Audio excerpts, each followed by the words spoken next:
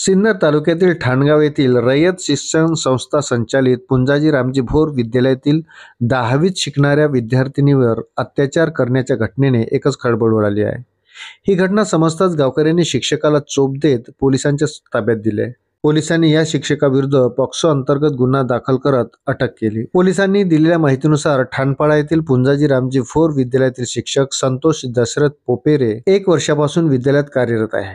23 जुलै 2024 रोजी 10वी शिकणाऱ्या विद्यार्थिनीला या शिक्षकाने प्रयोगशाळेत बोलावून दार बंद करत तू मला आवडतेस असे सांगून तिच्यावर अतिप्रसंग करण्याचा प्रयत्न केला.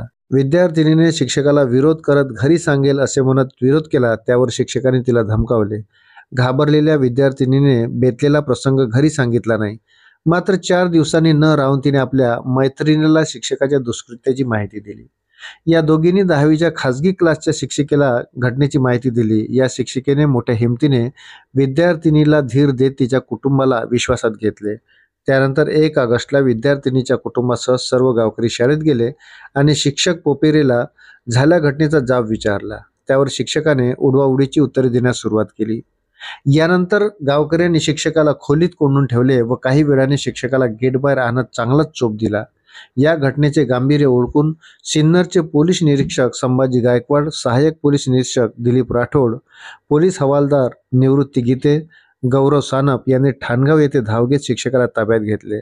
शुक्रवार दिनांक 2 रात्री उशिरापर्यंत बाल लैंगिक अत्याचार पॉक्सो अंतर्गत सिन्नर पोलिसात गुन्हा दाखल करण्याचे काम सुरू होते.